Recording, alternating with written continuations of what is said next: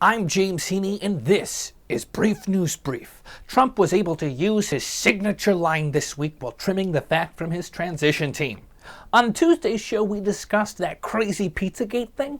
In case you missed it, Pizzagate is this utterly false conspiracy that drove an unhinged man into playing detective at Comet Ping Pong Pizza.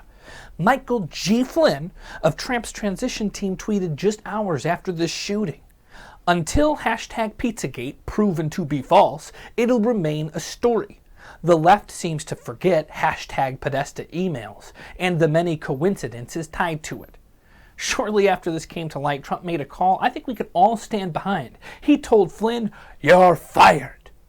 A huge part of this Pizzagate story is the spreading of fake news and rumors through various social media sites. Spreading this fake news story is exactly what Michael G. Flynn did.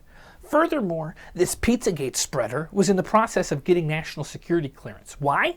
Because he was helping his dear old dad, General Michael T. Flynn, who has been recently tapped as the next national security advisor. General Michael T. Flynn is not the only general that Trump has been entrusting with major cabinet positions. Generally speaking of generals, Trump has been placing more generals in cabinet positions than we've seen since the 70s. The 1870s, when Ulysses S. Grant was president.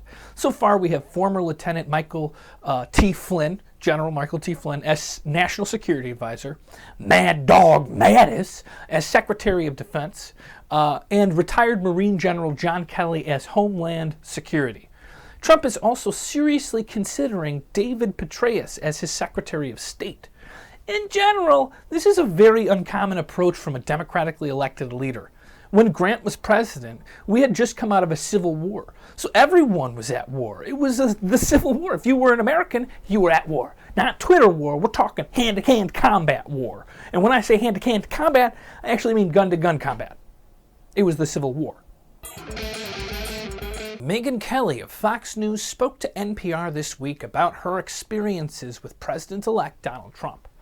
She boldly warns of the dangers of the Twitter war that's being waged. Megyn Kelly and Donald Trump have history. Megyn says Donald Trump tried unsuccessfully to give her gifts, including a stay at one of his hotels, as part of what she called his pattern of trying to influence the news coverage of his presidential campaign. After these gifts were offered, instead Megyn Kelly proceeded to cover a news story about Trump's ex-wife. And then Trump called her up and he threatened her. He said, "You are not to cover that news story. Bad Megyn Kelly, bad Fox News host. You cover what I tell you to cover." And Kelly was like, "Nuh-uh, you actually not my boss." But rather her real boss was Roger Ailes, who was simultaneously getting fired for sexually harassing ladies at Fox News. Megyn Kelly came forward and was like, "Yeah, that creep did that to me too." A lot of women came forward and said that. And then a lot of women came forward and said that same thing about Trump. Then we heard it for ourselves when he was on that Access Hollywood bus. So, Trump makes a tweet lashing out at Megyn Kelly. And then there is this upright citizen brigade that is all too ready to lash out at his targets. He told Megyn, "Don't make me release my beautiful Twitter on you." And that he did. In the preceding days, death threats against her and her family began and would continue for the better part of a year. This is what the front lines of the Twitter war looks like, folks. The inventor of the Big Mac has died.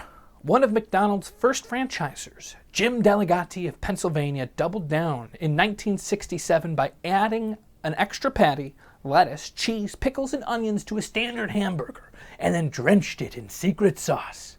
And later added an extra slice of bread, bringing the whole calorie content to 508. A bottle of Jim's original secret sauce auctioned last year for more than $15,000. So I've been scraping my secret sauce off of my Big Macs into a jar that I'm going to sell for just $1,000 on Etsy. Anyways, sadly, Jim passed last week at the age of 98, although his heart died in 1986. He'll be buried between two buns. Okay, now I'm just telling you a whopper.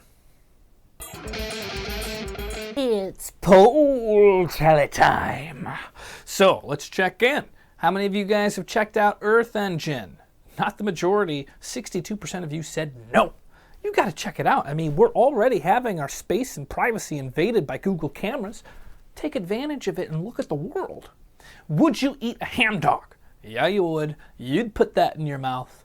And finally, how scary is Five Nights at Freddy's? The majority say, homie, don't play that. Meaning you've never tried Five Nights at Freddy's. There's an argument to be had that video games are art.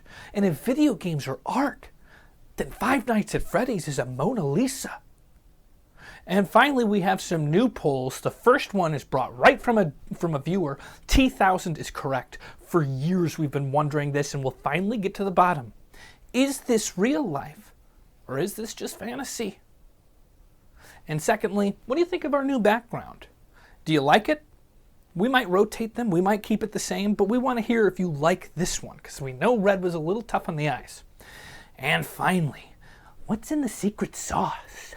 What do you think's in the secret sauce?